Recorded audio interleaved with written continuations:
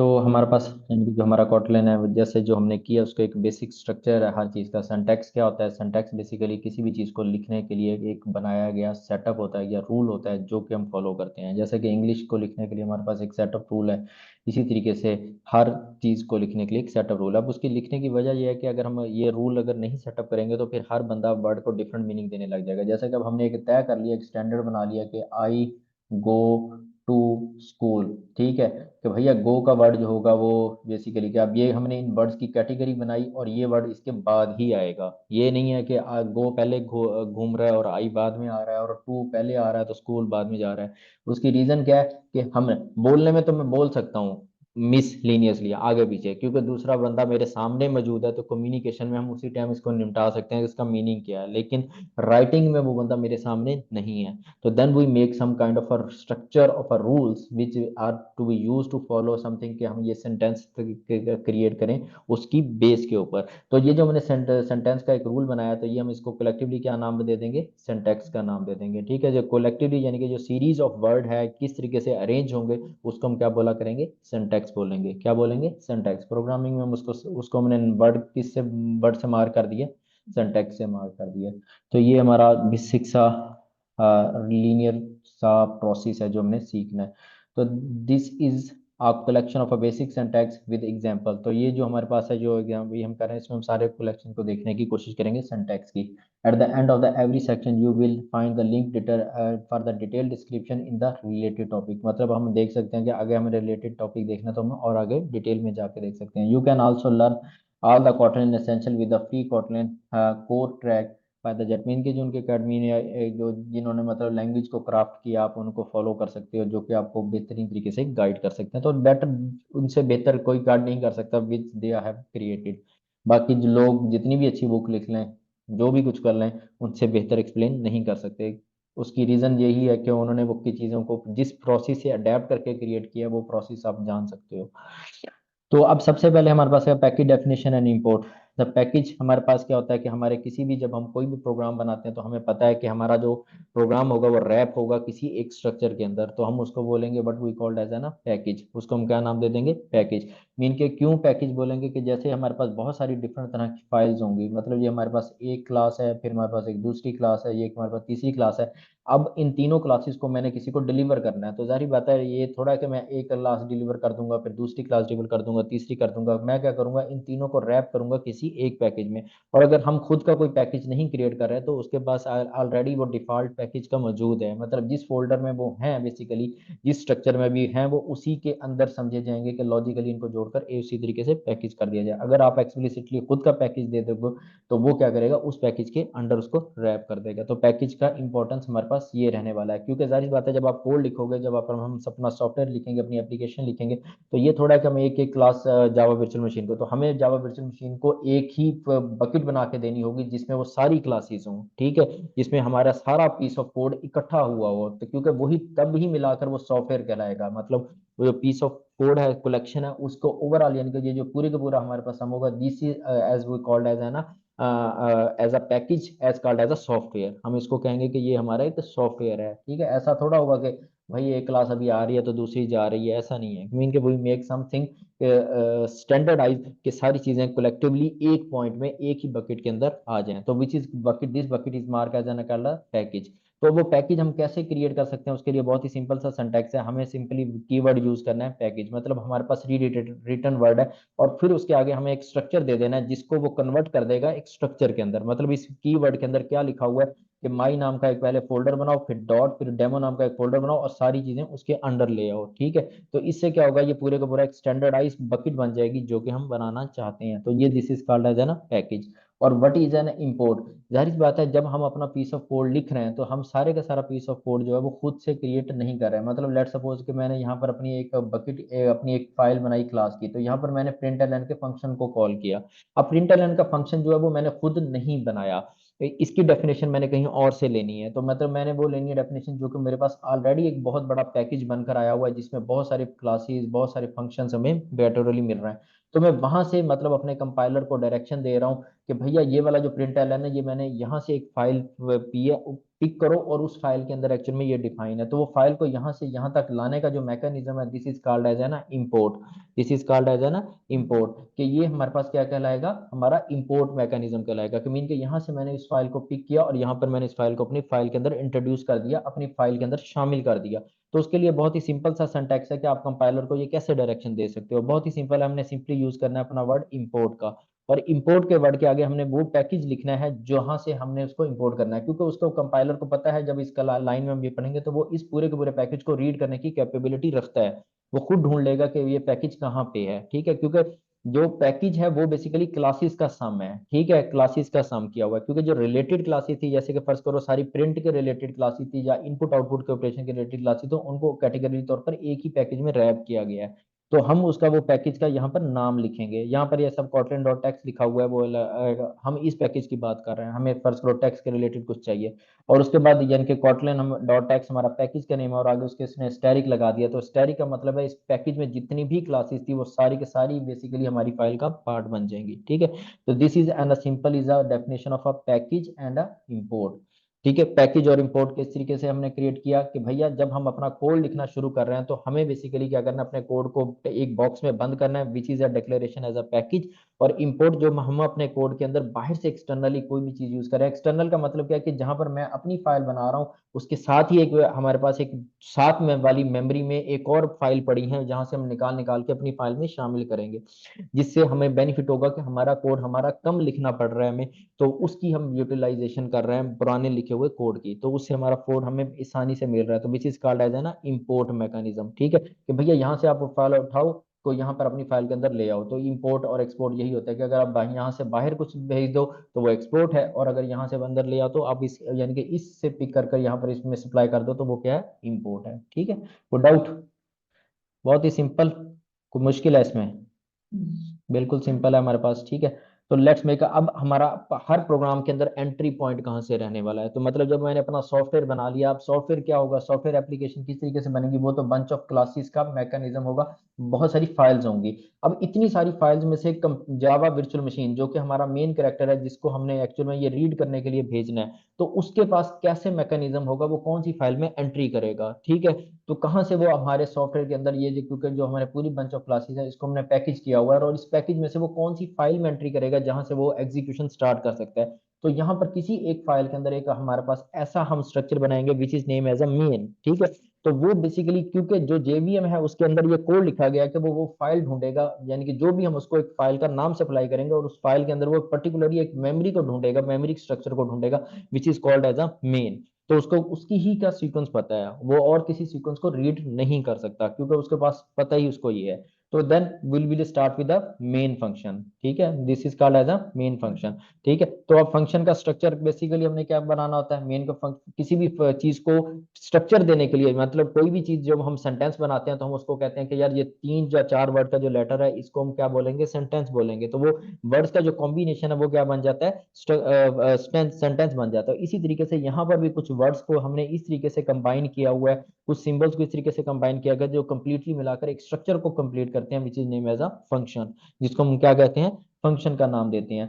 तो यहाँ पर हमने उस फंक्शन का बेसिकली नाम क्या रखना है, मेन रखना है, जो कि हमारे किसी भी प्रोग्राम का या किसी भी एप्लीकेशन का स्टार्टिंग यूनिट होगा। मीन के जावा जावा वर्चुअल मशीन को जब भी हम डिलीवर करेंगे अपना सॉफ्टवेयर, तो क्योंकि हमने जो सॉफ्टवेयर बनाया है डिलीवर करना है किसको, जावा वर्चुअल मशीन को, तो जावा वर्चुअल मशीन को हम वो फाइल का नाम बताएंगे जहां से हमने उसको स्टार्टिंग एग्जीक्यूशन देनी है which is name as a main.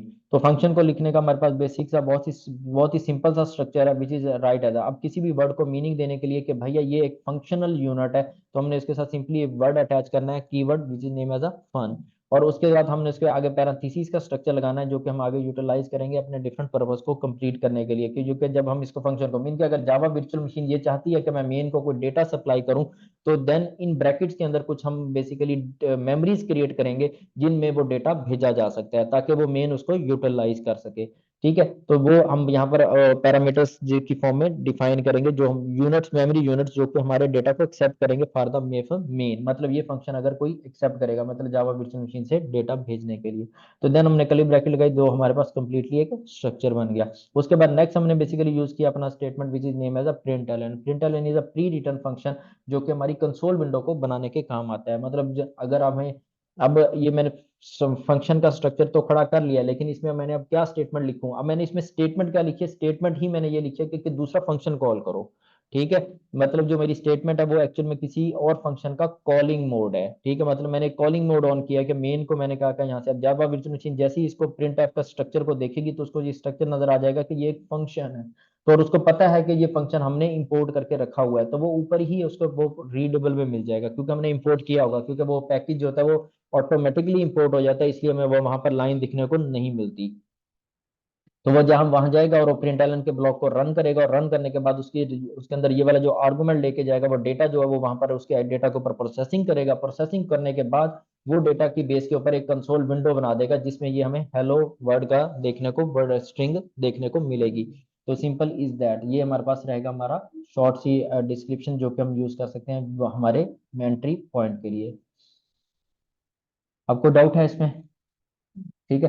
फिर another form of the main except a variable number of string argument, this is also a same form of the main function। अब यहाँ पर हमने क्या किया कि यहाँ पर हमने बेसिकली एक मेमोरी लोकेशन डिक्लेयर की हुई है, और उस मेमोरी लोकेशन को हमने बनाया एक अरे की शक्ल में। मतलब ये जो मेमोरी लोकेशन का अंदर का स्ट्रक्चर है वो है कंजेक्टिव मेमोरीज। ठीक है, और उसके अंदर हम भेज सकते हैं, हर लोकेशन के ऊपर एक स्ट्रिंग भेज सकते हैं। ठीक है, हम हर डेटा के ऊपर क्या भेज सकते हैं? स्ट्रिंग भेज सकते हैं। तो वो स्ट्रिंग उसकी नेचर को डिफाइन कर रहा है। तो ये बेसिकली हमारे पास ये सिंटैक्स है जो कि हमने यूज किया कि अपने वेरिएबल को डिक्लेयर करने के लिए कि भैया फंक्शन, और यहाँ पर हमने अपनी मेमोरी लोकेशन का नाम रखा।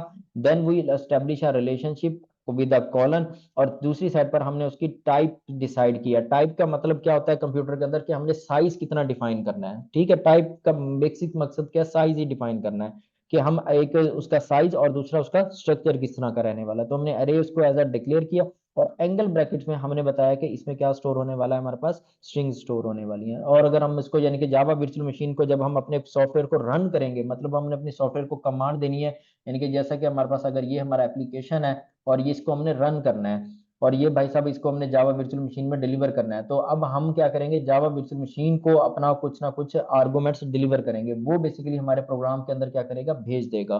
ठीक है, वो बेसिकली इस मेमोरी लोकेशन के ऊपर क्या होगा? डेटा पहुंच जाएगा, और फिर आगे जो भी हमने इसके ऊपर प्रोसेसिंग करनी हो हम कर सकते हैं। तो this is called as a parametric form of a main function. ठीक है, मेन फंक्शन को दो फॉर्म्स में हम एक्सप्रेस कर सकते हैं, एक बगैर किसी पैरामीटर के, और दूसरा हमारे पास क्या है? एक विदाउट पैरामीटर, और एक है विद पैरामीटर्स। ठीक, को डाउट?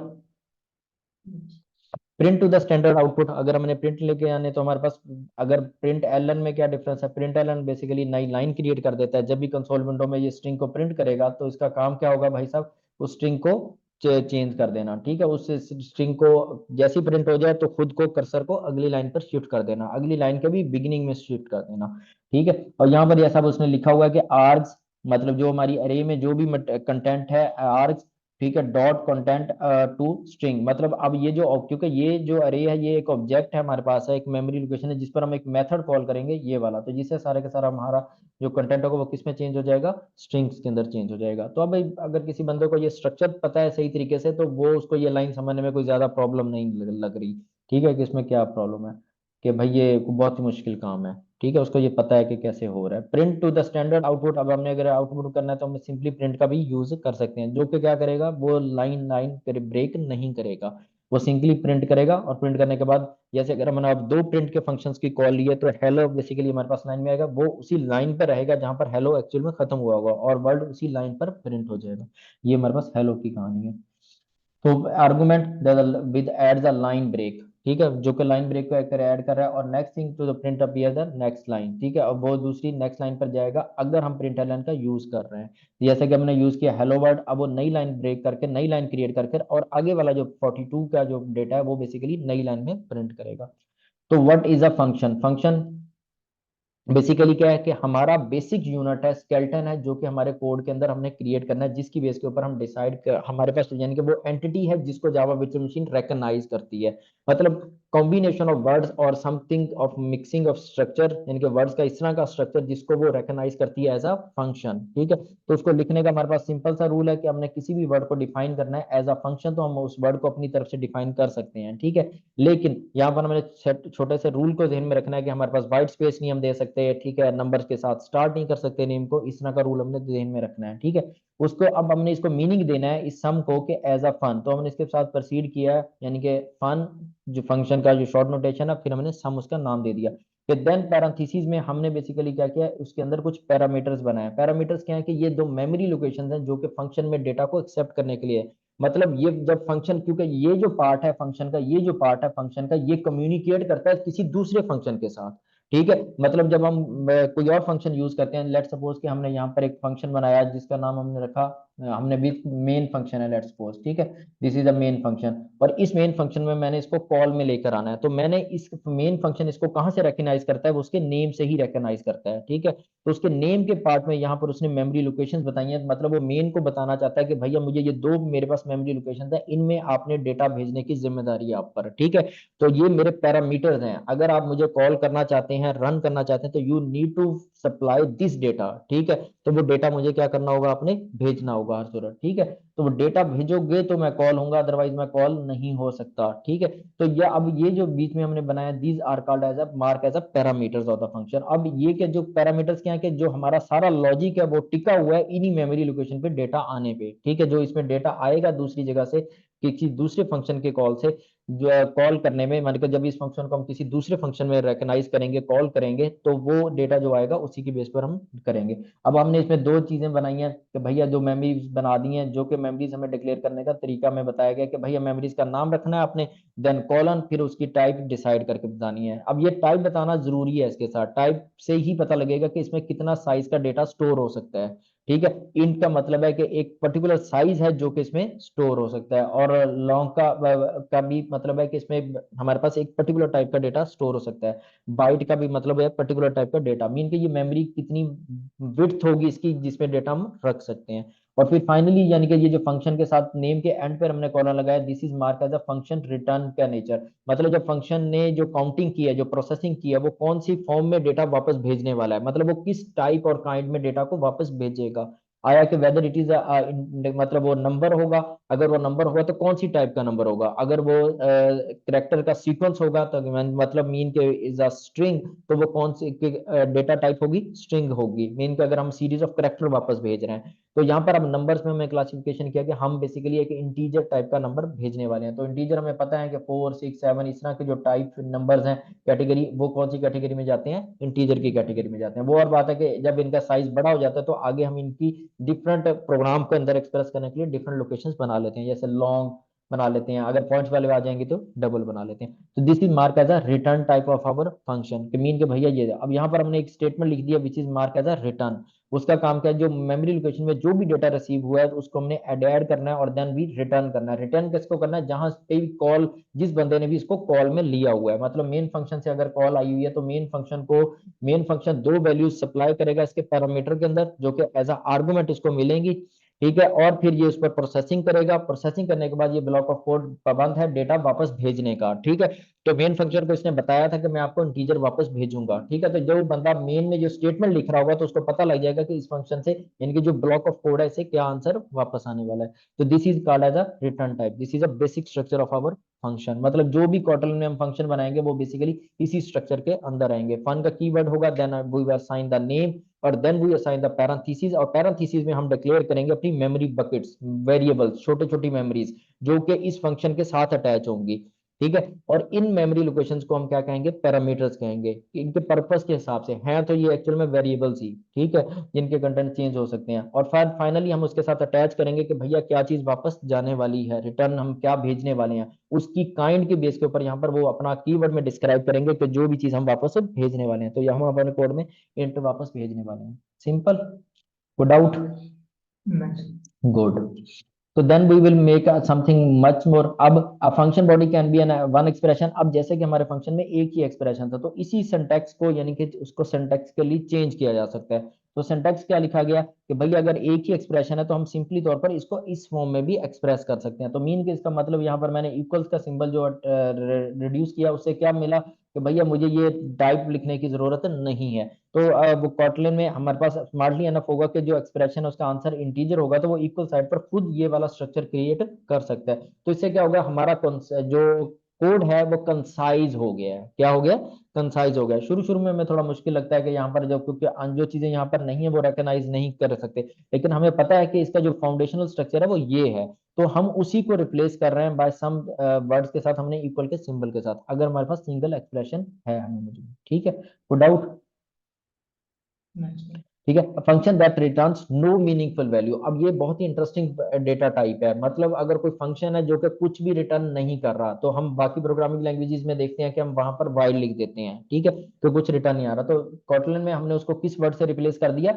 यूनिट के वर्ड से। ठीक है, यूनिट एक टाइप की तरह काम करेगा। ठीक है, जब कोई भी फंक्शन कुछ इस तरह का मीनिंगफुल इंफॉर्मेशन वापस नहीं भेजेगा, वैसे तो हम इसको ओमिट कर सकते हैं, ठीक है, कुछ हम भेज ही नहीं वापस रहे तो कुछ भी लिखने की जरूरत नहीं है, लेकिन हम अगर हमें लिखना ही है तो हम वही कॉल एज अ यूनिट, हम इसको क्या मार्क कर सकते हैं? एज अ यूनिट टाइप के तौर पर। जैसे कि हमने सिंपली यहाँ पर हमने प्रिंट किया हुआ है, हमने कुछ भी रिटर्न नहीं किया, अगर मेन फंक्शन से कॉल भी आएगी तो वो डेटा इसमें प्रिंट होकर खाली वापस चला जाएगा। ठीक है, तो which will be mark as a unit type. ठीक है, तो unit return type can be omitted. ठीक है, तो वो ओमिट की जा सकती है। जैसे हमारे फंक्शन में हम अगर हेडर में नहीं भी लिखेंगे तो कोई फर्क नहीं पड़ेगा, अनटिल अनलेस के हमने कुछ वापस नहीं भेजना। मतलब मैंने अपने फंक्शन का स्ट्रक्चर इस तरह का नहीं बनाया कि मैं दूसरे ब्लॉक में कुछ भी वापस नहीं भेजूंगा। ठीक है, तो फिर वहां पर हम यूनिट नहीं लिखेंगे। अगर हमने लिखना है तो वेल एंड गुड है, लिख सकते हैं। ठीक है, हमारे पास वर्ड मौजूद है उसको एक्सप्रेस करने के लिए, तो हम यूनिट लिख सकते हैं। तो ये कोड ज्यादा क्लैरिफाई करने के लिए, अगर आप चाहते हो कि कोड आपका ज्यादा नीट हो, ज्यादा क्लैरिफिकेशन आप, तो आप यूनिट का वर्ड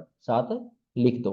ठीक है, it's a well and good. तो unit type, unit return type can be omitted, हम उसको ओमिट कर सकते हैं, जैसे कि हमारे इस फंक्शन के सिग्नेचर में करके दिया गया है। अब what is our concept of variable? Variables क्या क्या? Read only local variables are defined using the val keyword. तो मीन के अगर हमने अब फंक्शन के अंदर हमने बेसिकली क्या करना है कि जब हमने प्रोसेसिंग करनी है तो हमें छोटी छोटी मेमोरीज की जरूरत पड़ेगी, जिसके अंदर हम अपना डेटा डिवाइड कर करके रखेंगे। ठीक है, तो वो जो डेटा डिवाइड कर करके रखने का हमारा मैकेनिज्म है, they mark as an called as an variables. तो वेरिएबल्स को बनाने का हमारे पास क्या तरीका है कि अगर हमें basically read only local variables बनाने हैं, मतलब ऐसे वेरिएबल जिनको सिर्फ रीड किया जा सके, मतलब जब मैं उनकी स्टेटमेंट बना दूं तो आगे वाली जितनी भी स्टेटमेंट्स हैं वो सिर्फ उसमें से डेटा पढ़ सकें, ना कि उसमें डेटा राइट कर सकें वापस से। तो वो सारे के सारे हम किससे डिफाइन कर सकते हैं? वेल के कीवर्ड से। किससे डिफाइन कर सकते हैं? वेल के कीवर्ड से। ठीक है जी, हमें वैल्यू का कीवर्ड है तो उसको शॉर्ट में हमने क्या कन्वर्ट कर दिया? वेल। ठीक है, तो मतलब पर्पसफुल मीनिंग भी रखा है और वर्ड को शॉर्ट भी कर लिया। वैल्यू अगर वो पूरा रखते तो रख सकते थे, ठीक है, तो उन्होंने इसको शॉर्ट नोटेशन में क्या कर दिया? वेल कर दिया। तो हमने यहाँ पर अब डिक्लेयर किया भैया, यहाँ पर मैंने लिखा वेल ए इंट ऑर्डर। अब ये हमारी मेमोरी लोकेशन का नाम है, ये कॉलन हमारे रिलेशनशिप को एस्टेब्लिश करेगा हमारी डेटा टाइप के साथ, और दूसरी साइड पर हमने असाइनमेंट करके उसको 1 असाइन किया हुआ है, और ये भाषिंग इक्वल हमारा असाइनमेंट पर मार्क करेगा। तो वेल बेसिकली क्या होगा कि जब हम इसको डिक्लेयर करेंगे तो ये लोकेशन एक तरह से फिक्स मेमोरी लोकेशन बन जाएगी, इसमें जो डेटा होगा वो 1 ही रहेगा। अगर हम अगली स्टेटमेंट में इसको चेंज करने की कोशिश करेंगे तो वो चेंज नहीं होगा। तो यहाँ पर हमने ये लिखा। अब यहाँ पर हमने क्या किया? देखो, टाइप इनफेरेट यूज की है। टाइप इनफेरेट का मतलब है यहाँ पर हमने टाइप एक्सप्रेस की थी, हमने बताया था एक्सप्रेसली कि 1 जो है वो इंटीजर नेचर में रहेगा। यहाँ पर हमने 2 बताया है क्योंकि हम डायरेक्टली असाइन कर रहे हैं डिक्लेरेशन के साथ ही, तो वो खुद ही जब इसमें असाइनमेंट करेगा तो वो समझ जाएगा कि मुझे बेसिकली इसको किस फॉर्म में रखना है, इंटीजर की फॉर्म में रखना है, डबल की फॉर्म में रखना है, किस फॉर्म में रखना है। तो वो इसको इंट की टाइप से इंटरप्रेटेट खुद कर लेगा। तो जो इंटरप्रिटेशन खुद करना है उसको वर्ड के साथ किससे मार्क करेंगे? इनफेरेट वर्ड के साथ। ठीक है, कि कॉटलन का एक mechanism which is name as a inferred, mean के वो टाइप से खुद, यानी कि डेटा से खुद ही एक्सट्रैक्ट कर लेते हैं कि वो कौन सी टाइप का हो सकता है। ठीक है, अनटिल जब हम उसको डिक्लेरेशन और असाइनमेंट एक साथ कर रहे हैं। तो यहाँ पर हमने क्या किया? सिंपली डिक्लेयर किया है the type required when no initializer is provided, mean कि अगर हमको डेटा नहीं दे रहा है तो फिर क्या होगा? वेरिएबल को हम खाली डिक्लेयर नहीं कर सकते। मतलब मैं यूं नहीं लिख सकता वेल सी, तो मुझे बताना होगा कि सी एक्चुअल में किस टाइप के डेटा को होल्ड करेगा। ठीक है, तो we will mark as an int. ठीक है, देन वी विल, फिर हम उसको नेक्स्ट स्टेटमेंट में डेटा सप्लाई कर रहे हैं। तो ये हमारे पास रूल्स हैं वेरिएबल्स बनाने के। ठीक है, जो कि रीड ओनली, या फिर may be a constant variable, या फिर नॉन रीटाइटेबल वेरिएबल्स, आप कुछ भी कह सकते हो। The variable that can be reassigned, जिनको हम रीअसाइन कर सकते हैं, ऐसी लोकेशन जिनको हम वापस से अपने डेटा को वापस से चेंज करने के लिए यूज कर सकते हैं। मतलब मैं एक ऐसी स्टेटमेंट लिखूं जिसमें मेरा दर हकीकत में जो वेरिएबल बनाना है वो भी एक स्टेटमेंट ही है। ठीक है, अब फंक्शन को कॉल करना वो भी एक स्टेटमेंट ही है। अब जो स्टेटमेंट है उसमें मैं दूसरे ब्लॉक को कॉल में ले रहा हूँ, यहाँ पर मैं अपनी मेमोरी लोकेशन को होल्ड कर रहा हूँ और उसके अंदर डेटा रख रहा हूँ। ठीक है ये भी स्टेटमेंट ही। ठीक है, तो इसमें मैंने क्या किया? जैसे मैंने हम स्टोर कर दिया 5, और ये बेसिकली हमारे पास अगेन से कौन सी टाइप में चला जाएगा, इन्फिनिट टाइप में चला जाएगा। तो मतलब कौन सी टाइप में कन्वर्ट, वेरिएबल की जो साइज होगा वो अंदर से इंटीजर वाला साइज बन जाएगा। तो यहाँ पर हमने अब क्या किया हुआ, इसके ऊपर अब देखो आगे स्टेटमेंट परफॉर्म की हुई है, हमने इसमें एक ऐड किया हुआ है, मतलब एक असाइनमेंट ऑपरेटर किया और एडिशन के साथ, ठीक है, कि भैया इसमें एक ऐड कर दो, क्योंकि this memory can be changeable. तो ये अब यहाँ पर उसने हमें बताया कि भाई जब हमने अपने फंक्शंस बनाने हैं तो जाहिर बात है फंक्शंस के जो मटेरियल है, जो फंक्शन के अंदर का कहानी है, वो किससे कंप्लीट होगी, वो जब फंक्शन के अंदर डेटा घूमेगा वो सारे का सारा डेटा वेरिएबल्स के ऊपर टिका हुआ होगा। वो डेटा किसके ऊपर टिका होगा, वेरिएबल्स के ऊपर टिका होगा। तो वो दो तरह के वेरिएबल्स हम आपको मतलब ऑप्शंस दे रहे हैं कि भैया आप या तो अगर आप चाहते हो कि यार वेरिएबल्स को मैंने बनाना है और वो कांस्टेंट ही रहेगा, ठीक है, मतलब थ्रू आउट प्रोग्राम एग्जीक्यूशन में वो कांस्टेंट रहेगा, तो उससे क्या होगा कि हम उसको एक वैल्यू के फॉर्म में डिफाइन करें, ठीक है। और अगर जिसको हमने चेंज करना है तो हम उसको एक वेरिएबल की फॉर्म में डिफाइन करें, मार्क, मतलब मैं अपनी लोकेशन को एज अ मार्क करूं एज अ वेरिएबल। अब इंटरेस्टिंग बात है कि हमारी जो मेमोरी है उसके अंदर मतलब ये एट्रीब्यूट कैरेक्टरिस्टिक हो जाएंगी, वो चेंज हो सकती है या फिर चेंज नहीं हो सकती, जिसको हम क्या कह सकते हैं कि ये इम्यूटेबल है, जो कि वैल की हमारे पास मेमोरी लोकेशन है, और जो वार की मेमोरी लोकेशन है वो सारी म्यूटेबल्स हैं, ठीक है, यानी कि जो वर्ड बोला जाएगा म्यूटेबल का। अब कॉम्प्लेक्सिटी कहाँ आएगी, जब म्यूटेबल का वर्ड आएगा तो आप उसका मीनिंग नहीं पता होगा, वहां पर आप पड़ जाओगे, ठीक है, उसका सिंपल सा मीनिंग अंडरस्टैंड हमारे पास होना चाहिए कि वो क्या है।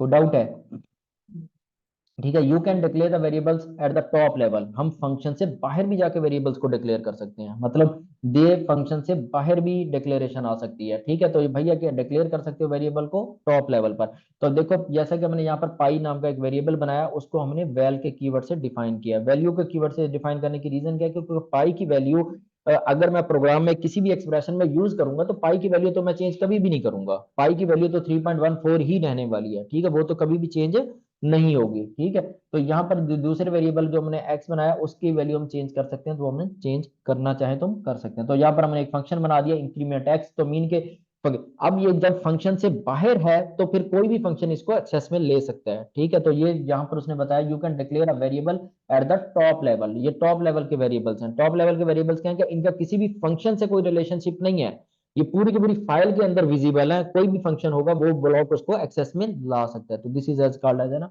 टॉप लेवल वेरिएबल्स, ठीक है। तो हम आगे जाएंगे तो और भी कहानी देख सकते हैं। तो let's make some classes and instance. तो अब क्लास को बनाने का क्या तरीका है कि भैया अगर हमने क्लास डिक्लेयर करनी है तो हम सिंपली वी वर्ड यूज करेंगे क्लास का, और then we mark as a word as a shape. तो शेप का जो वर्ड है वो बेसिकली बन जाएगा क्लास का बकेट। अब यहाँ पर क्लास सिर्फ खाली डिक्लेयर हुई है। अब अगर मैं भाई हम कोई क्वेश्चन पूछते हैं जो एग्जाम देते हैं तो उसमें मैं ये वाला सिंटैक्स दे देता हूँ, तो अब मैं क्लास में तो हमने वहां पे किया नहीं है, ठीक है, लेक्चर में तो ये था नहीं, तो इसका मतलब ये नहीं है कि यू शुड भी, आपके पास एक मैनुअल है, एक बुक है, उसको फॉलो करो, ठीक है, उसमें ये सारी चीजें डिटेल से बताई गई हैं।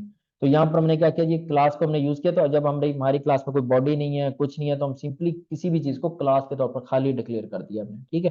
तो ये वैसे तो आई डोंट नो कि इसका क्या मीनिंग बन सकता है, ठीक है। तो ये सिंटैक्स बेसिकली प्रिमिजिबल है। Properties of a class can be listed in the declaration और अ बॉडी। अब ये जो प्रॉपर्टीज है मतलब शेप की जो क्लास है, यानी कि जो शेप का स्ट्रक्चर है वो किसी न किसी करेक्टरिस्टिक से मिलकर ही बना होगा। मतलब कोई शेप जैसे रेक्टेंगल का शेप है, उसकी लेंथ होगी, उसकी विड्थ होगी, उसकी हाइट होगी, ये पैरामीटर्स हैं जो कि जिसकी बेस के ऊपर वो क्रिएट होगी। तो ये उसकी इंफॉर्मेशन क्या है, उसकी प्रॉपर्टीज हैं या उसकी करेक्टरिस्टिक्स हैं। तो इनको हम कहाँ डिक्लेयर कर सकते हैं, देखो उन्होंने शॉर्ट में बता दिया कि भैया आप उसको एग्जैक्टली तौर पर उसके उसके जो हेडर है उसी के पार्ट में भी ला सकते हो, ठीक है।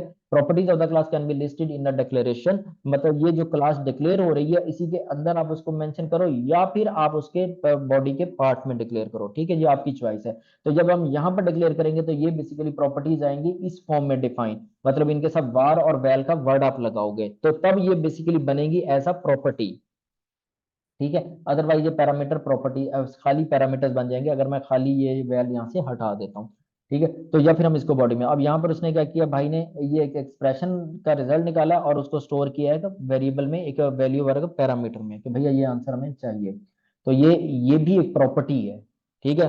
ये पैरामीटर क्या है, प्रॉपर्टी है जो कि बेसिकली किसके ऊपर हमने किस डेटा को यूज करके बनाई है, जो कि एक्चुअल में क्लास के जो इनिशियल प्रॉपर्टीज हैं, मतलब ये जो प्रॉपर्टी है ये क्लास की बॉडी में है लेकिन ये हेडर में है, तो ये पहले क्रिएट हो जाएंगी सारी। तो ये जब ऑब्जेक्ट बनेगा, हम रेक्टेंगल का जब ऑब्जेक्ट बनाएंगे तो हम ये डेटा उसके अंदर फिल कर देंगे। तो मीन के उसके पास हाइट और लेंथ की प्रॉपर्टी ऑलरेडी पहले से होगी, तो उसको हमने यूज करके एक दूसरी प्रॉपर्टी बना लिया क्लास के अंदर। अब ये पैरामीटर जो है ये भी एक प्रॉपर्टी है। The default constructor with parameter listed in the class declaration is available automatically। वो कह रहा है कि भैया वो खुद ब खुद डिफॉल्ट कंस्ट्रक्टर क्या होता है, एक ऐसा कंस्ट्रक्टर जो के विद पैरामीटर्स क्या होंगे, parameters listed in the class declaration, यानी कि जिसको हम क्लास की डिक्लेरेशन के अंदर बताएंगे, इज अवेलेबल ऑटोमेटिकली, मतलब वो कंस्ट्रक्टर खुद ब खुद ही आपके पास आ जाएगा। ठीक है, जब आप इसमें जो भी पैरामीटर बताओगे इसकी बेस के ऊपर वो खुद ब खुद एक डिफॉल्ट कंस्ट्रक्टर में लिख के दे देगा। जैसे कि भाई साहब ने अब उसने रेक्टेंगल नाम का एक ऑब्जेक्ट बनाया, अब ये हमारी क्लास का स्ट्रक्चर है। ठीक है, और इस क्लास के स्ट्रक्चर की बेस के ऊपर हमने एक ऑब्जेक्ट बनाया, तो हमें पता है कि जावा में हम न्यू का ऑपरेटर यूज करते हैं, तो यहाँ पर हम सिंपली क्लास के नेम को मेंशन करेंगे, मतलब हमारे सिंटैक्स में कंसाइज में थोड़ा सा उसको कंसाइज कर लिया गया है। तो भैया यहाँ पर हमने अपने पैरामीटर्स का डेटा पास किया, जैसे 5.0 2.0, जो कि भैया लेंथ में जाके और हाइट में जाकर स्टोर होगा, और ये हमारा ऑब्जेक्ट हम बनाकर इसको इसमें स्टोर कर लेंगे। तो अब हम उससे पूछ रहे हैं कि भैया पैरामीटर क्या होगा, तो पैरामीटर, अब यहाँ पर हमने एक सिंटैक्स यूज किया हुआ डॉलर सिंबल के साथ। डॉलर सिंबल क्या बताता है कि जब मैं एक स्ट्रिंग बना रहा हूं तो मैं उसके अंदर इनकॉर्पोरेट करना चाहता हूं कि कोई वेरिएबल है उसका डेटा इंफॉर्मेशन बाहर लाना चाहता हूं। एक तो यह कि मैं प्लस लगाऊं वो कंकेटिनेशन कर लूं, वो भी ठीक है, लेकिन यहाँ पर हमें क्या किया गया, एक टेम्पलेट इस स्ट्रक्चर को बनाया गया कि एक टेम्पलेट का मीन का डॉलर का सिंबल लगाओ, देन कर्ली ब्रैकेट लगाओ, उसमें वेरिएबल का नाम लिख दो, तो वो इसके कंटेंट रीड कर लेगा और रीड करके स्ट्रिंग का पार्ट बना देगा उसको। ठीक है, तो this is called as a templates, जिसको हम क्या बोलेंगे, टेम्पलेट का, template string something like that. ठीक है, तो अब यहाँ पर उसने मैं ये क्लास का स्ट्रक्चर बता दिया। तो inheritance between the classes is declare by the colon, जैसा कि हमने क्लास में लिखा वो किससे डिक्लेयर होंगी, हमारे कॉलन की फॉर्म में होंगी। ठीक है,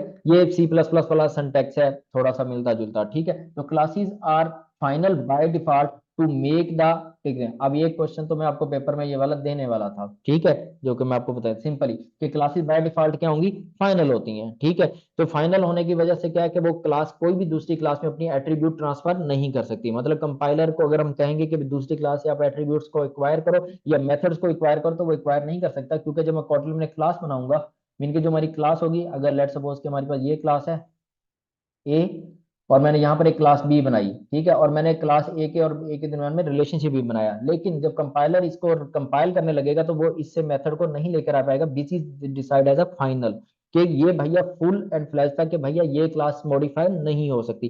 लेकिन इस क्लास को हम इसके अंदर एट्रीब्यूट ऐड कर सकते हैं कि भैया इसको हम ओपन करेंगे। ठीक है, हम इसको क्या करेंगे कि भैया ये हमारे पास डिवाइस क्या होगी, ये हमारे लिए दूसरी क्लासेस के लिए क्या करेंगे, हम इसको ओपन करेंगे। तो सिंपली हम इसके साथ वर्ड क्या लिखेंगे, ओपन का वर्ड। तो ओपन के वर्ड पर ये जो क्लास ए है ये क्लास बी में अपनी करेक्टरिस्टिक्स को ट्रांसफर करने के लिए रेडी है, हो जाएगी। वो भी एक पर्टिकुलर तरह की करेक्टरिस्टिक ट्रांसफर होंगी, सारी ट्रांसफर नहीं होंगी। ठीक है, तो थोड़ा सा आप इसको हम यानी कि अगर डिटेल से पढ़ेंगे तो हमें पता लग जाएगा। तो लेट्स को हम आगे थोड़ा चलते हैं, आपको डाउट है इसमें। ठीक है, तो जैसे कि अब हमारे पास हमने देखो शेप नाम की एक क्लास बनाई जो कि ओपन है, अब उसकी कोई बॉडी नहीं है, कुछ नहीं है, प्रॉब्लम नहीं है उससे, हम बस प्रॉपर्टी हम इनहेरेंट करेंगे।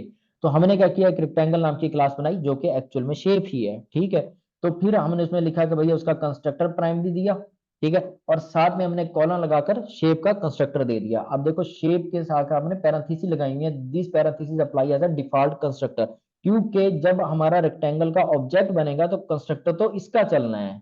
ठीक है, शेप का सबसे पहले जो लाइन कोड चलनी है वो किसकी चलनी है, शेप के कंस्ट्रक्टर की लाइन चलनी है। तो वो हमने उसका कंस्ट्रक्टर यहाँ पर रिलेशनशिप में जोड़ के रखा हुआ है। फिर हमने आगे अपनी बॉडी बना दी है इसकी, तो ये रेक्टेंगल की class is actual shape class. तो अब हम इसमें और बारी शेप्स भी बना सकते हैं जो कि हम यूज कर सकते हैं।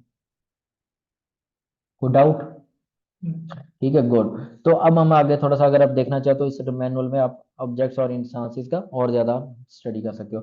तो what is the comment, comment basically क्या है कि हमारे कोड के अंदर एक ऐसा bit of PCs of text है जो कि हमारे कोड को एक्सप्लेन करने के काम आता है। तो अगर हमने बेसिकली अपने कोड को डिक्लेयर करना है, जैसे कि मैंने ये बताना है कि यार ये मैंने एक शेप क्लास बनाई है, तो अब यहाँ पर अगर मैं प्लेन इंग्लिश में लिख दूंगा तो कंपाइलर भी उसको पकड़ लेगा, तो अब कंपाइलर से उसको कंपाइलर के उस टेक्स्ट का डिफरेंट मीनिंग क्रिएट करने के लिए हम एक डिफरेंट सिंटैक्स यूज करेंगे, marking which is called as a forward to forward slash, जो कि सिंगल लाइन के ऊपर हमारा कमेंट आएगा। मतलब जहां पर तो मेरी लाइन चलती जा रही है एडिटर में, उतना हमारे पास आया, ये नहीं है कि मैं अगली लाइन पे शिफ्ट हो सकता हूँ, मैं सिर्फ उसी लाइन के ऊपर लिख सकता हूँ, ठीक है, जब तक हमारे पास आउट शेप है। और अगर मैं चाहता हूँ कि मल्टी लाइन ले आऊँ, कि मतलब मैं दो लाइनों के ऊपर, तो then we with forward slash with static static with forward slash closing के साथ। तो ये हमारा बेसिक सा सिंटैक्स है पूरा। तो block comments in cotton can be nested, तो भैया इस तरीके से आप जो हमारे कमेंट्स हैं इसको नेस्टेड फॉर्म में भी लिख सकते हो, ठीक है, अगर आप चाहते हो। तो ये हमारा ये आ गया बेसिकली। अब हमने उसके अंदर उसके इन साइड ही बेसिकली दूसरे को भी कर दिया। तो यहाँ पर हम बता रहे हैं कि भैया एंड हेयर, तो ये हमारे पास ब्लॉक कमेंट्स हैं जो कि हम यूज कर सकते हैं अपने कोड में लिखने के लिए। तो मैं आगे जाकर, और अगर हम पढ़ना चाहें तो डॉक्यूमेंटेशन में मिल रही है। फिर टेम्पलेट्स हमने जैसे ऑलरेडी पहले देखा कि भैया हमारे पास एक वेरिएबल है, तो we mark as a string templates, मतलब जिसको वो टेम्पलेट्स बोल रहे हैं। टेम्पलेट्स क्या होती हैं कि भैया स्केच के तौर पर आप इस्तेमाल करो। तो यहाँ पर हमने जैसे लिखा डॉलर ए में जो भी डेटा स्टोर होगा वो रन टाइम के ऊपर रिप्लेस हो जाएगा इस वेरिएबल के अंदर, ठीक है। तो मीन के इसको हमने स्ट्रिंग का पार्ट बनाने के लिए ये सिंटैक्स ड्राइव कर लिया। तो यहाँ पर हमें हमारे पास arbitrary expression in the template, अब जैसे उसने यहाँ पे यूज किया डॉलर, और यहाँ पर S1 इज अ ऑब्जेक्ट, ठीक है, जो कि बेसिकली हमारे पास ये स्ट्रिंग है, ठीक है। और फिर उस पर हमने मेथड इन्वोक किया हुआ है रिप्लेस का, ठीक है, और ये हमने पहला पैटर्न दिया हुआ है। और दूसरा भाई साहब इसको यहाँ पर हमें इज दिखेगा, वहां पर उसने रिप्लेस कर देना है वास के साथ। और फिर उसके बाद बट इज दे दिया, वो फिर हम डेटा को प्रिंट करेंगे। अगर मैं देखना चाहते हैं तो हम इसको रन करके यहाँ पर इसकी आउटपुट भी 1 मिनट में देख सकते हैं, ठीक है। अब वाज वन, ठीक है, ए वाज वन, मतलब ए क्या था, वन था, अब वो क्या हो गया, टू हो गया, क्योंकि हमने उसको रीचेंज कर दिया। पहले क्या था, वो वन था, जब हमने पहले प्रिंट किया तो वो भाई साहब वन ही है, ठीक है। और उसके बाद यहाँ पर हमने ए के अंदर टू स्टोर किया, और फिर हमने यहाँ पर उसको क्या किया जी, अब हमने स्ट्रिंग का टेम्पलेट क्रिएट किया। ये जो पूरे का पूरा स्ट्रिंग है उसमें हमने एक्सप्रेशन दिया हुआ है, ठीक है। तो उसमें एक्सप्रेशन में मैंने क्या लिखा हुआ है, S one is a this one, ठीक है, ये स्ट्रिंग है। तो इस स्ट्रिंग के अंदर ए इज ये दिया हुआ था, तो यहाँ पर मैं लिखा होगा S1 डॉट रिप्लेस, मीन के इसके ऊपर मैंने रिप्लेस का मेथड कॉल किया, और उसको कहा भैया आप इस को ढूंढो। तो इस पूरी स्ट्रिंग में वो आकर किसको ढूंढेगा, इस के पैटर्न को। तो इसके पैटर्न को रिप्लेस किया हमने किस स्ट्रिंग के साथ, वॉस के साथ, ठीक है। तो जैसे ये हमारे पास रिप्लेस हुआ, बट नाउ इज, ठीक है, बट नाउ का स्ट्रिंग हमारा उसका पार्ट है, ठीक है। ये स्ट्रिंग तो यहाँ पर ये बनी जाएगी, क्योंकि यहाँ पर आ जाएगा कि ए वाज समथिंग, ठीक है, वो वैल्यू आ जाएगी ए वाज वन, ठीक है, ये वैल्यू आ जाएगी। और उसके बाद नेक्स्ट हमने ये रिप्लेस कर लिया, तो that's what we use as a. तो व्हाट इज अ कंडीशनल, भैया अब जो हमने अभी फंक्शन बनाया उसमें अब हम क्या करेंगे, अपनी स्टोरीज के अंदर क्या होगा, हमारे कैरेक्टर थोड़े से और ऐड हो जाएंगे, कि अगर हमारे डेटा जो पार्ट है उसमें अगर लेट सपोज हमारे पास कुछ नंबर्स हैं, then we make out of decisions them, ठीक है, तो हमें इनमें से डिसीजंस बनाने हैं। तो देन हम यूज करेंगे अपना word which is called some kind of a conditional expressions. तो कंडीशनल एक्सप्रेशंस को हम यूज करेंगे by using some keyword if and else, ठीक है, और मेकिंग सम रिलेशनल ऑपरेटर्स, ठीक है। तो इसकी हेल्प से हम अपने सारे के सारे एक्सप्रेशंस को क्रिएट करेंगे। तो यहाँ पर अब देखो हमारे पास एक फंक्शन बना दिया गया है, हम उसको देखते हैं इसके स्ट्रक्चर में क्या मिल रहा है। तो भैया हमें पैरामीटर मिल रहे हैं, 2 पैरामीटर मिलेंगे, और इसमें से इस फंक्शन का जिम्मे काम ये है कि इसमें से लार्जेस्ट नंबर फिगर आउट करके ग्रेटर नंबर फिगर आउट करके वापस भेजना है। तो वो हमने अब यहाँ पर यूज किया यूजिंग है ना कंडीशनल ऑपरेटर। तो मुझे अब कैसे पता लगेगा कि भाई ए और बी में क्या, तो मुझे पास कोई ना कोई कंप्यूटर को मुझे कोई ना कोई स्टेटमेंट देनी होगी जिसकी बेस पर कंप्यूटर ये एवेलुएट मुझे करके दे। तो then we will use a statement which is called as an if. अब इफ खाली तो काम नहीं करेगा कि भैया करना क्या, अगर, तो वो कहेगा अगर का आगे क्या बात है, तो उसको पैराथीसिस में हम लिख के देंगे वो वाली बात जो अगर ये है। तो अगर भाई क्या है कि ए इज ग्रेटर देन बी, तो ग्रेटर देन की सिंबल को वो ऑलरेडी जानता है, मीन के एवेलुएट करेगा दोनों मेमोरी लोकेशन के डेटा को, then find out the greater number. अगर ग्रेटर है तो ये रिटर्न कर देगा ए को। और एल्स का पार्ट कंपोनेंट क्या करेगा कि अगर हमारी ये वाली बात हमारी ट्रू में इवेलुएट नहीं होती, तो then we mark as a return as a B. तो यहाँ पर मैंने रिटर्न टाइप मेंशन की हुई है, तो ये हमारी ग्रेटर की टर्म होगी। In Kotlin if can also be used as an expression, ठीक है, ये एक खास बात है जो बाकी प्रोग्रामिंग लैंग्वेजेस में नहीं है, हम उसको एक्सप्रेशन के तौर पर भी यूज कर सकते हैं। जैसे कि हमने ये वाली बात लिखी है, ये स्ट्रक्चर अपनी जगह पर वैलिड स्ट्रक्चर है, लेकिन हम उसको यहाँ पर एक एक्सप्रेशन के तौर पर लिख सकते हैं कि if A is greater than B, और यहाँ पर हमने लिखा हुआ है सिंपली, कुछ भी नहीं लिखा कि रिटर्न करो, हमने लिखा हुआ है ए, ठीक है, और यहाँ पर हमने एल्स में लिख दिया सिंपली बी। तो ये बहुत ही कंसाइज फॉर्म है इस वाले कोड की, ठीक है। और अगर आप ये वाला कोड रिकॉग्नाइज नहीं कर पा रहे तो फिर काफी ज्यादा मुश्किल हो जाएगी, ठीक है, क्योंकि पेपर में इस तरह का ही क्वेश्चन होंगे, ठीक है। चैलेंजिंग हो जाएगा ये वाला सिंटैक्स। अब ये सिंटैक्स नहीं बताया गया तो पेपर में आपको नहीं बताया गया तो आप चाइल्ड तो नहीं हो यार, ठीक है। आपको बुक मिली हुई है, मैनुअल मिला हो तो आपको पढ़ना है खुद जाके, ठीक है। अब इस पर ये नहीं हो सकता कि आपको भैया आपको पूरा पूरा आपको मैनुअल बताया जाए, ठीक है।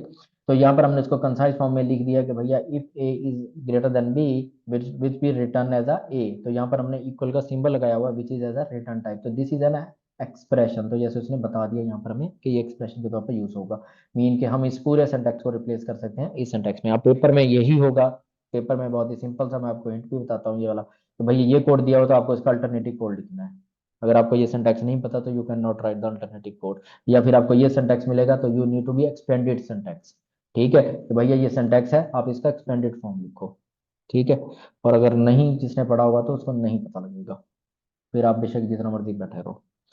उसके बाद हमारे पास यहाँ पर इसको एक्सप्रेशन के तौर पर अगर हमने ज्यादा पढ़ना है तो पढ़ना है, जो कि आपने पढ़ना ही पढ़ना है, ठीक है।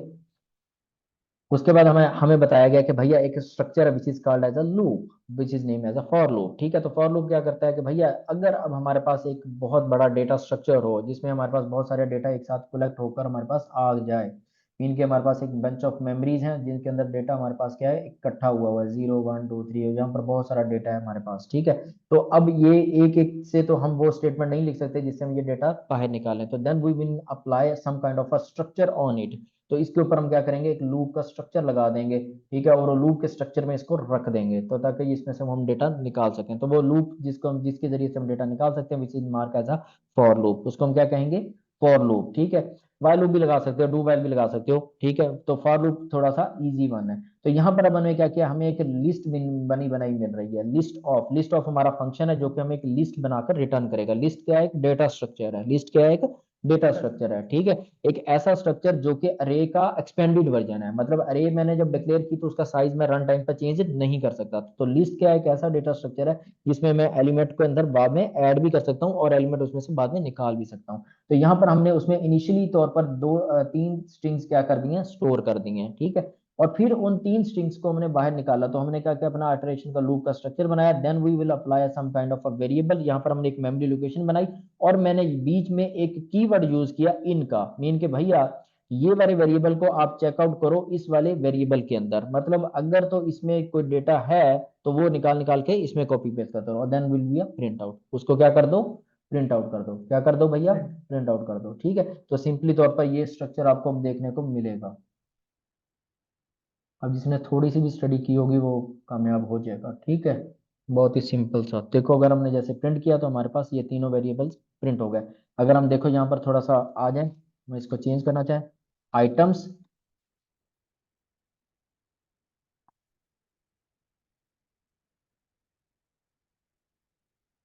टर्म्स, ठीक है, डॉट, तो हम यहाँ पर मेथड कॉल कर सकते हैं इसके ऊपर बहुत सारे, ठीक है, डिफरेंट तरह के मेथड्स हम इसके ऊपर इन्वोक कर सकते हैं जो कि हमें इसमें एलिमेंट्स को ऐड करने के लिए और एलिमेंट्स को निकालने के हमारे काम आएंगे। तो ये हमने लूप के अंदर जब इसको रैप किया तो हम इसमें से डायरेक्टली रीड करके, मीन के भैया इस लोकेशन से डेटा रीड करो, वो पहली स्ट्रिंग को रीड करेगा, इसमें शिफ्ट करेगा वेरिएबल में। हमने इसकी डेटा टाइप नहीं बताई, क्यों नहीं बताई, क्योंकि बताने की जरूरत नहीं है, वो इन्फर कर लेगा, क्या करेगा, इन्फर कर लेगा, क्योंकि उसको पता है कि इसमें क्या है, स्ट्रिंग्स हैं सारी, तो वो सारी की सारी स्ट्रिंग्स की तरह में इसको खुद कन्वर्ट कर लेगा, तो हमें डेटा यहाँ पर देखने को मिलेगा। तो हम आईडी भी थोड़ा सा रन कर लेते हैं जिसमें हम चेंज करके भी देख सकते हैं इसको, ठीक है। तो देन हमारे पास क्या, फिर दोबारा से हमने एक लिस्ट लिखी और यहाँ पर आप देखो कि हमने इंडेक्स डॉट इंडेसिस, मतलब भैया आइटम ऑन इंडेसिस आपने हमने बतानी है, हमें बताओ आप।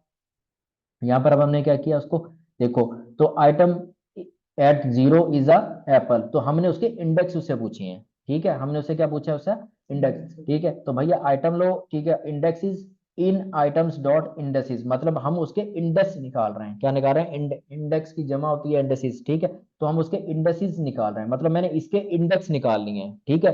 तो वो अब इंडेक्स में यहाँ पर लोड कर रहा हूँ इंडेक्स के अंदर, ठीक है। और जब मैं एलिमेंट निकालने की बारी आ रही है तो मैं स्ट्रिंग टेम्पलेट का स्केच यूज कर रहा हूँ, ठीक है। मैंने मतलब एक स्ट्रक्चर बनाया और उसके अंदर वो अरे में से वैल्यू को मैं रीड कर रहा हूँ, जो कि अरे अरे यानी कि लिस्ट में से रीड करने का तरीका है। तो हमने क्या किया, डॉलर का सिंबल लगाया, आइटम्स नाम जो है वो हमारी एक्चुअल में लिस्ट है, और उसमें उसका वो इंडेक्स दे दिया जो हमने वहां से निकाला है, ठीक है। तो हमने क्या लिखा, सबसे पहले आइटम एट इंडेक्स, मतलब भैया यहाँ पर जब हम प्रिंट करेंगे तो वो इंडेक्स की वैल्यू को रिप्लेस करेगा जो कि 0 है, ठीक है। और यहाँ पर जब हम करेंगे तो यहाँ से वो वैल्यू को रीड कर रहे हैं, ठीक है। तो this is how we will can read out the something like this.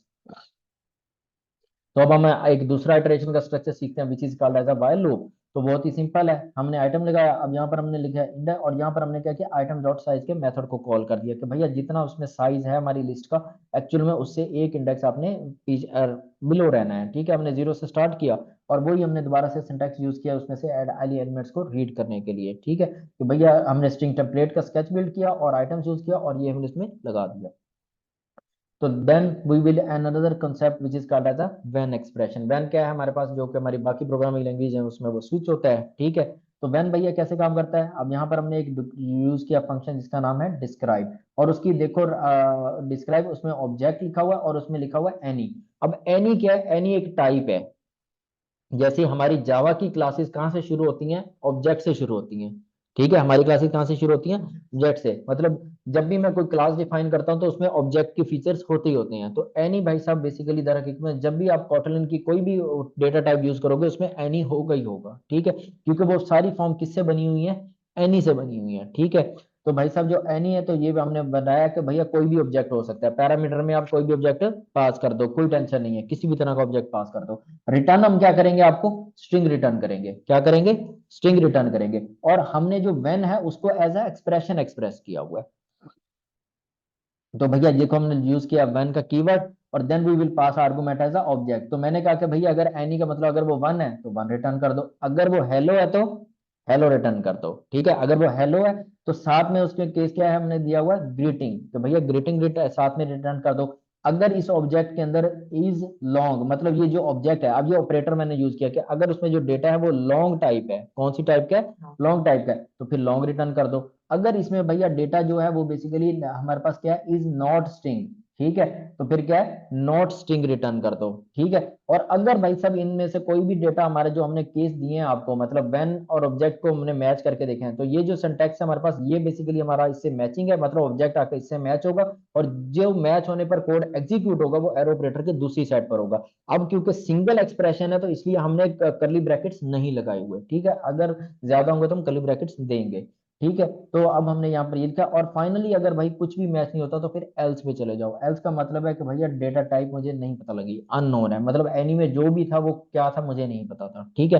हम पता लग नहीं सका क्योंकि वो जो हमने केस डिफाइन किए थे उसके अंदर वो नहीं आया, ठीक है। तो सिंपल इज दैट। अब ये कोड आपको पता होना चाहिए, पेपर में एग्जाम में कुछ इसी तरह का ही मिक्स होगा, ठीक है।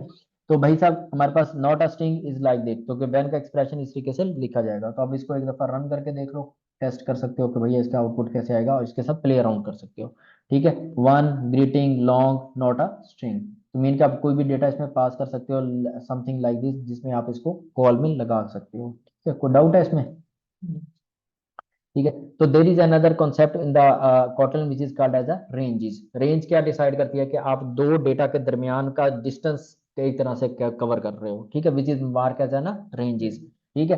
Check if the number within the range using the in operator, जो हम ऊपर यूज भी कर रहे हैं पहले से, इन ऑपरेटर हमने ऑलरेडी पहले भी यूज किया हुआ है, ठीक है। लूप के अंदर फॉर लूप में यूज किया कि इन ऑपरेटर भैया इसमें तलाश करो। तो हमने लिखा जी वेरिएबल एक्स, जिसमें 10 हमने पुट कर दिया, एक वेरिएबल बनाया हमने वाई, और देन हमने एक वेरिएबल जो एक्स है उसको कहा कि वो टेस्ट करो कि वन टू इस वाली रेंज के दरमियान हो, ठीक है, वन से वो शुरू हो जाए और वाई के अंदर एक इंक्रीमेंट हो जाए, मतलब जो एक्स है वो बेसिकली इस रेंज में है कि नहीं है, ठीक है। तो this is called as an ranges, mean के ये एक्स की वैल्यू को टेस्ट करेंगे हम, वन से शुरू करेंगे, और वाई प्लस वन का मतलब क्या, एक्चुअल में 10 ही है, ठीक है।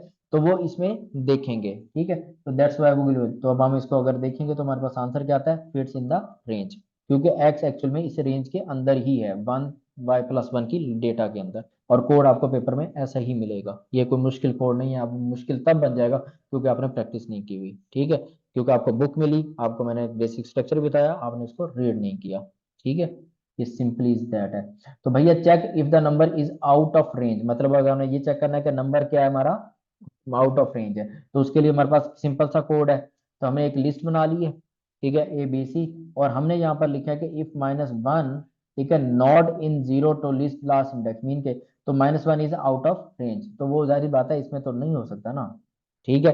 तो वो डेटा के नेचर में है। और उसके बाद वो फिर कहता है कि लिस्ट डॉट साइज, ठीक है, ये लिस्ट डॉट साइज का मतलब है कि ये नंबर से शुरू करो, नॉट इन, ठीक है, ये हमारे पास है। उस लॉजिक को हमने खत्म किया कि इस इंडेक्सेस के अंदर नहीं है, तो list size is of valid ranges, वो इसमें नहीं है। तो हम इसको देखते हैं रन करके हमारे पास क्या आउटपुट आती है। अब यहाँ पर भैया वो हमें बता रहा है कि -1 is out of range, mean के जारी बात है -1 इस लिस्ट का पार्ट नहीं है, ठीक है। तो हमने सिंटैक्स क्या लिखा, -1 is our data which is वो trying to find in the list. तो लिस्ट का हमने क्या किया कि भैया जीरो से शुरू हो जाओ, जीरो इंडेक्स है, और लिस्ट के इंडेक्सेस की लिस्ट दी है पूरी, इसको लिस्ट डॉट लास्ट इंडेक्स, मतलब जिसका आखिरी है, सारी बात है, स्टार्टिंग इंडेक्स जीरो है ना, ठीक है। तो पूरे के पूरे इंडेक्स छानने हैं, तो -1 को इस सारे इंडेक्स के अंदर ढूंढो, ठीक है। तो भैया अगर इस इंडेक्स में नहीं है तो इसका मतलब है वो आउट ऑफ रेंज है। If list dot size mean के भैया लिस्ट का साइज मालूम कर लो, साइज है फर्स्ट करो इसमें अब 3 है, ठीक है, 3 not in last dot index, तो भैया ये जो हमारे पास है लिस्ट का आइटम है कि वो लास्ट इंडेक्स में है, क्योंकि 3 तो वो इंडेक्सिंग में नहीं होगा, क्योंकि 3 तो उसकी साइज है, नंबर तो इंडेक्स से जीरो से शुरू हो गए थे, ठीक है। तो इस तरह के क्वेश्चन होंगे पेपर में, ठीक है। अब आपको ये अब दे दिया जाएगा, तो आपको ये फाइंड करना है, उसकी आउटपुट बतानी है कि क्या आना है। तो जारी बात है एक्सप्रेशन थोड़े लंबे होंगे, ठीक है, जो आसानी से नहीं होगा। अब यहाँ पे तो आप एक मन से तुक्का लगा दो कि हाँ ये हो सकता है, ठीक है, वो नहीं होगा, थोड़ा सा एक्सप्रेशन लेंथी होगा। उसके बाद हमने यहाँ पर क्या किया कि आइटरेट ओवर द रेंज, हम लूप उसके ऊपर रेंज के ऊपर लूप कैसे लगा सकते हैं। तो हमने सिंपली एक्स लिया, एक्स हमारा वेरिएबल है, और हमने कहा कि जी भैया 1 से 5 तक शुरू हो लो। सिंटैक्स यही रहेगा कि डेटा होगा, बीच में दो डॉट्स होंगे, स्पेस नहीं होगी, दूसरी साइड पर दूसरा डेटा होगा, ये स्ट्रक्चर है उसकी इंटरप्रिटेशन का। मतलब जो आप वर्ड लिखोगे दर हकीकत में उस वर्ड की इंटरप्रिटेशन तभी बन पाएगी कि वो रेंज है, ठीक है, हाँ हाँ रेंज होगा, ऐसे लिखना है, ठीक है। मतलब अब 2 और 5 हो सकता है, 2 से 10 हो सकता है, वो इसी तरीके से सिंटैक्स में दिया जाएगा। अब सिंटैक्स में गलती कैसे दी जा सकती है, मैं यहाँ पर 3 डॉट लगा दूं, ठीक है, 1 3.5, तो अब किसी ने अगर ये सिंटैक्स सही तरीके से पढ़ा होगा तो ही कैन रिकॉग्नाइज कि ये सिंटैक्स गलत लिखा हुआ है, ठीक है, तो आपको उसको करेक्ट करना है। क्लियर हो गया है।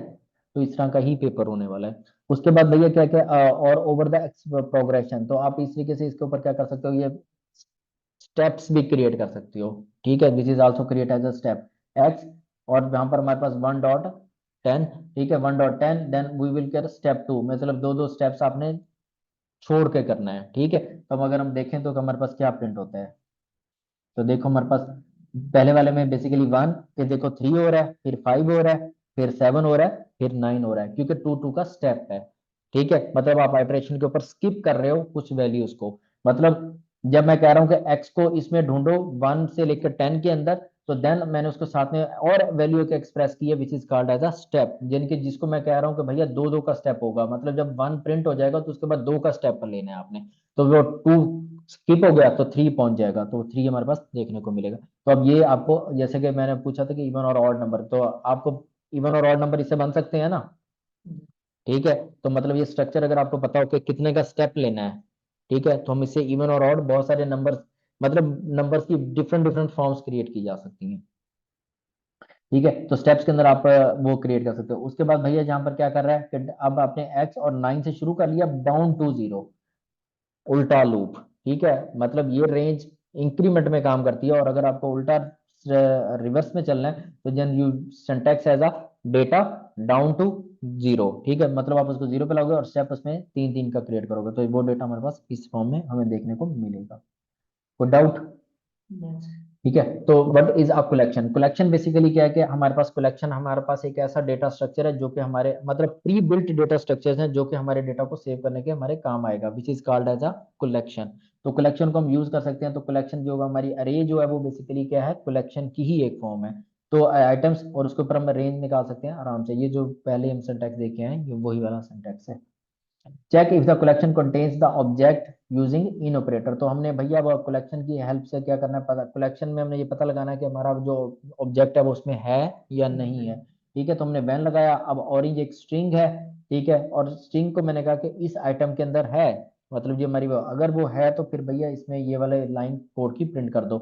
अदरवाइज हमारे पास दूसरा हमारे पास क्या क्या एप्पल का केस है, अगर वो इस आइटम्स के अंदर है तो then we will use a something like this.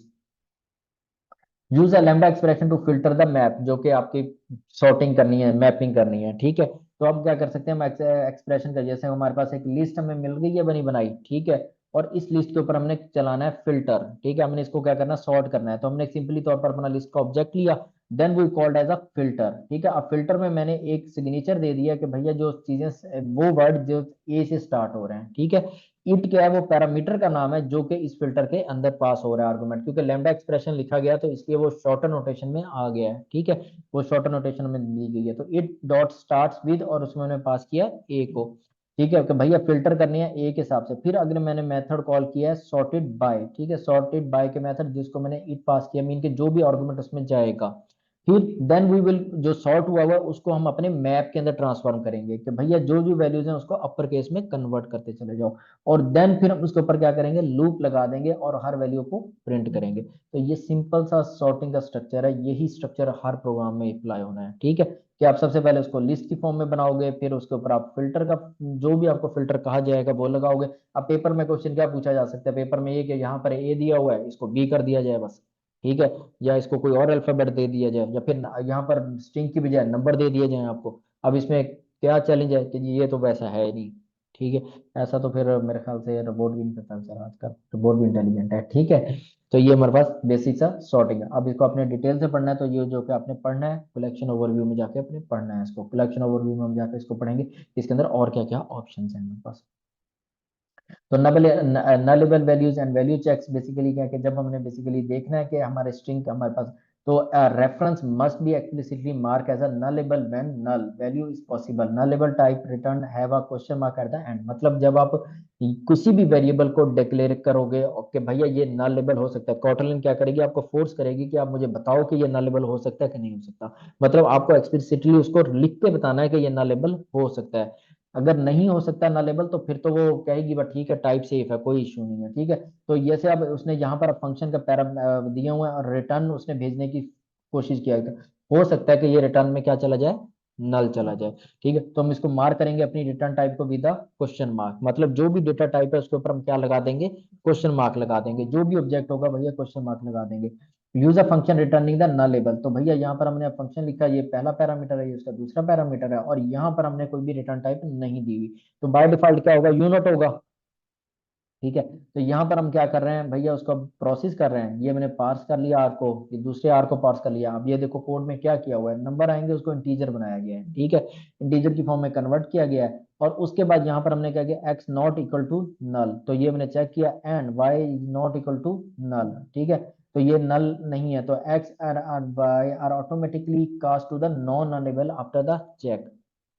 ये कन्वर्ट हो जाएंगे किसमें, कि भैया ये जब नल नहीं होंगे तो ये खुद ब खुद किस में कास्ट हो जाएंगे, ये नॉन नलेबल में कास्ट हो जाएंगे, मतलब ये नल नहीं हो सकता। अगर ये भाई साहब क्या है, नॉट इक्वल टू नल नहीं है, मतलब ये नल है, तो फिर क्या होगा, फिर भैया जो हमारा आर्ग और इज नॉट अ नंबर, वो क्या है भैया, नंबर नहीं है। ठीक है, क्योंकि वो एक्स यहाँ पर क्यों किया है, क्योंकि जब वो कॉल करेगा पार्स इंट को, तो जो अगर मैं स्ट्रिंग भेज दूं आर्गुमेंट में, तो स्ट्रिंग तो नंबर नहीं बन सकती ना।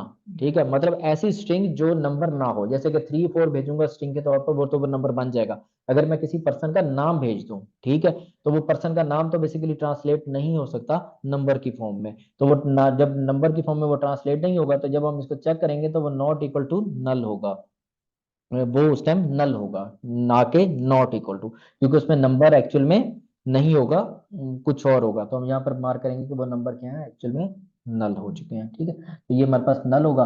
If X equal to null, तो भैया नल हम ये चेक करेंगे, if Y is equal to null, तो हम इसको क्या करेंगे, यहाँ से हम अल्टरनेटिवली रिटर्न भेज देंगे यहीं से वापस, कि भैया वापस चले जाओ। ठीक है, आपको डाउट है इसमें, ठीक है, क्लियर है ना, कोई किसी किस्म का type checks and automatic cast.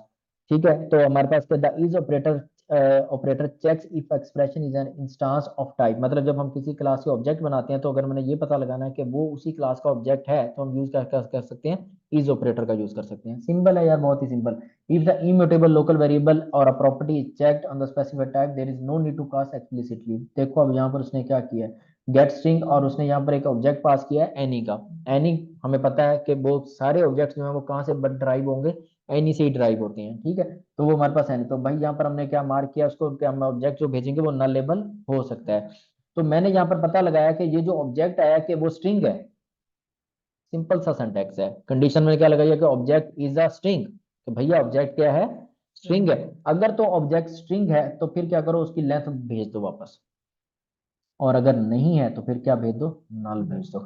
और यहाँ पर हमें रिटर्न टाइप में ये बताना होगा कि ये नलेबल जा सकता है, क्योंकि जब मेन फंक्शन के जब किसी भी फंक्शन में कॉल में जाएगा तो उसको पता हो कि भैया ये वहां पर रिटर्न नल आएगा, ताकि वो उसको हैंडल कर सके, ठीक है। नल का मतलब क्या होगा कि मेमोरी लोकेशन का कोई भी एड्रेस नहीं है, हमने मतलब कोई एड्रेस हमने नहीं भेजा, नल का मतलब ये है। नल है एक्चुअल में मजे की बात है कि वो खुद भी तो किसी एड्रेस पे होगा ना जो जाएगा, लेकिन वो उसका मतलब ये है कि जो इन्फॉर्मेशन थी वो नहीं है हमारे पास, ठीक है, इसलिए वो नल है। ठीक है, तो यहाँ पर उसने दोबारा से उसने ऑब्जेक्ट लिखा। अब देखो object is not a string, अब उसने क्या लगा दिया उसके साथ, नॉट ऑपरेटर, ठीक है, इज नॉट अ स्ट्रिंग, तो रिटर्न क्या कर दो भैया, नल, अदरवाइज क्या करो, लेंथ रिटर्न करो। ये उसकी, देखो ये पेपर में आपसे यही इसी की दूसरी डेफिनेशन है, ठीक है।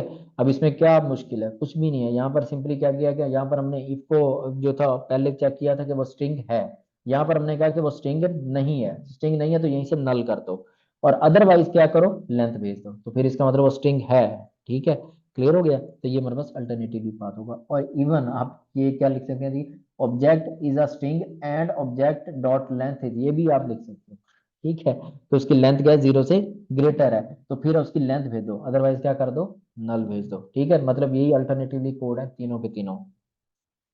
तो ये हमारा पूरे का पूरा डॉक्यूमेंटेशन हो गई है इसमें कोई मुश्किल